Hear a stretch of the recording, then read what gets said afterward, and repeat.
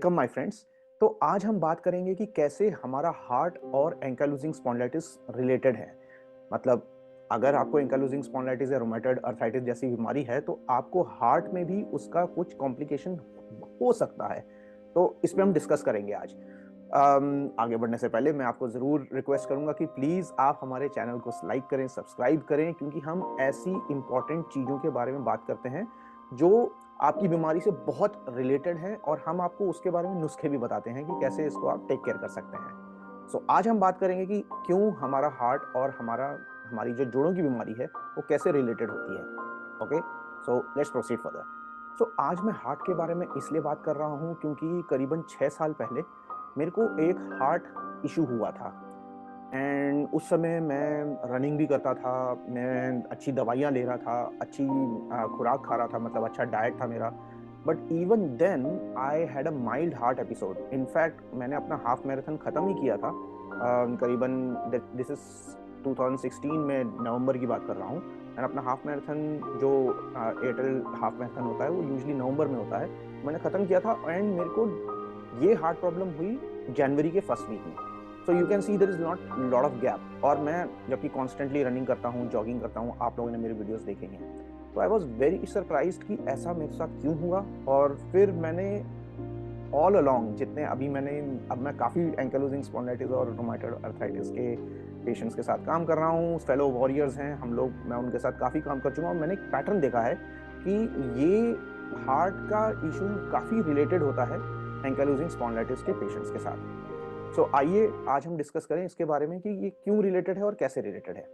सबसे पहली चीज, ऐसी कौन सी 5 चीजें हैं जो बहुत देखी जाती हैं एंकाइलोजिंग स्पॉन्डिलाइटिस के बारे में। इसके कुछ आंकड़े भी हैं जो स्पॉन्डिलाइटिस एसोसिएशन ऑफ अमेरिका ने शेयर किए हैं कि करीबन 10% से 15% लोगों के बीच में ये देखा जाता है कि उनको हार्ट की कुछ ना कुछ कॉम्प्लिकेशन अराइज होती है अगर उनको एंकाइलोजिंग स्पॉन्डिलाइटिस या रूमेटॉइड अर्थराइटिस है। तो इस चीज के बारे में हमको सेंसिटिव और जागरूक होने की जरूरत है कि भाई ओके, हमको अपने हार्ट का भी ध्यान रखना है।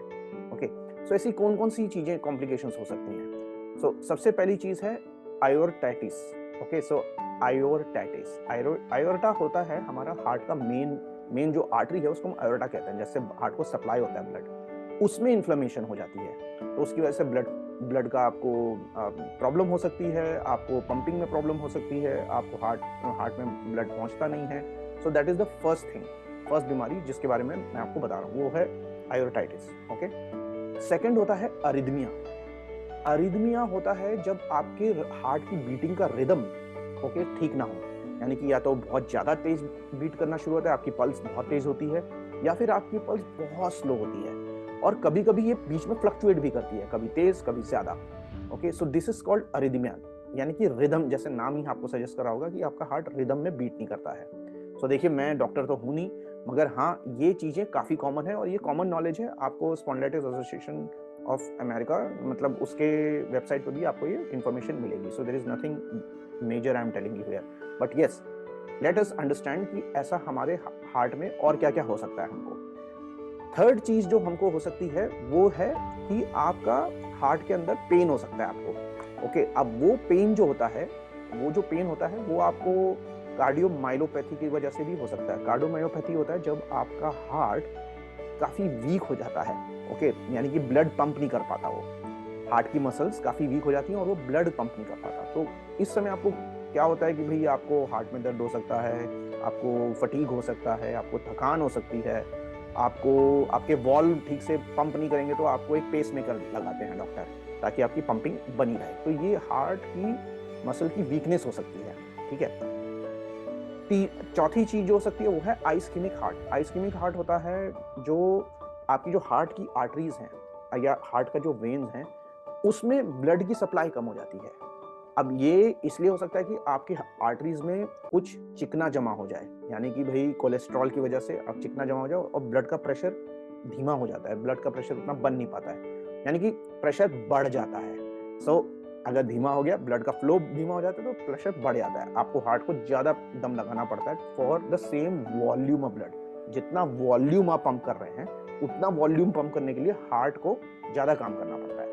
Okay, so this is called ischemic heart. So इसमें हार्ट का दर्द होना जायज़ है भाई, इतना काम करेगा हार्ट तो हार्ट में दर्द भी होगा। सो एंजाइना पेन हो सकता है आपको, ऑल्सो आपकी जो प्लाक फॉर्मेशन हो सकती है आपकी आर्टरीज में, वेन्स में, एंड आपको स्टेंट्स भी लग सकते हैं। ओके, सो इसमें इलाज यही होता है कि स्टेंट्स होते हैं या तो बाईपास किया जाता है, ठीक है। नाउ इसके अलावा जो आप अपनी दवाइयां लेते हैं, यानी कि NSAIDs लेते हैं, पेन किलर्स लेते हैं, उसका भी इंटरेक्शन देखा गया है किडनी और हार्ट के साथ। ओके, अगर आप बहुत ज्यादा दवाइयां लेते हैं तो ये आपको किडनी फेलियर की तरफ ले जा सकता है, लीवर फेलियर की तरफ ले जा सकता है, जॉन्डिस हो सकता है, और हार्ट में भी इसकी कॉम्प्लिकेशन हो सकती है। तो ये हो गया पांचवा रीजन, आपकी दवाइयां। छठा रीजन होता है कॉर्टिकोकॉन्ड्राइटिस, मगर वो हार्ट की बीमारी नहीं है, उसको आप ध्यान में रखिएगा। ये हमको पेन होता है यहाँ पर, okay, it pens in our sternum. तो स्टर्नम यानी कि हमारी छाती का एकदम मिडिल हिस्सा होता है, that is where it starts paining. So it happens due to the joints in your ribs. अब रिब्स में अगर इन्फ्लेमेशन होती है तो आपको यहाँ पे भी काफी दर्द होना शुरू हो जाता है चेस्ट में, मगर वो हार्ट का प्रॉब्लम नहीं है, वो कॉस्कोकॉन्ड्राइटिस होता है। ओके, तो मैंने आपको क्या क्या कौन कौन बताएं, आपको 5 मैंने चीजें बताई। Aortitis, okay, second is arrhythmia, third is cardiomyopathy, cardiomyopathy is weakening of your heart muscles. Ischemic heart disease, ischemic heart disease is that your arteries and veins are clogged with plaque or either cholesterol and the blood is not pumping into your heart, so ischemic heart होता है, उसमें आपको stents लगाए जाते हैं और आपको angina pen हो सकता है। Fifth is costochondritis, but that's in your chest, that's due to your inflammation in your ribs. And sixth is NSAIDs, यानी कि जो आपकी दवाइयां ले रहे हैं पेन किलर्स में, उसके साथ इंट्रैक्शन हो सकती है। So these are the causes, these are the problems that you can see with your heart. So I hope आपको इस वीडियो से काफी जानकारी मिली होगी कि हमारे हार्ट से रिलेटेड ऐसी कौन सी प्रॉब्लम्स हैं जो एंकाइलोजिंग स्पॉन्डिलाइटिस में लोगों को हो सकती हैं। Now in my next video मैं कवर करूंगा कि ऐसे कौन से सिम्टम्स हैं जिनके बारे में आपको थोड़ा अवेयर होना चाहिए। देखिए, क्योंकि हार्ट की जो बीमारी होती है ये इनविजिबल बीमारी होती है, दिखती नहीं है, ओके, कि हमको क्या प्रॉब्लम हो रहा है, और एकदम से सडनली कुछ कुछ होना शुरू हो जाता है और हमको समझ में नहीं आता। सो ऐसे कौन से सिम्टम्स हैं जिनके बारे में आपको अवेयर होना चाहिए, और ऐसे कौन से तरीके हैं जिनसे आप अपने हार्ट को हेल्दी रख सकते हैं, चाहे वो डाइट हो, एक्सरसाइज हो, बाकी चीजें हो, इस पे मैं अगले वीडियो में डिस्कस करूंगा। Till then, take care of yourself and see you in the next video. Bye bye.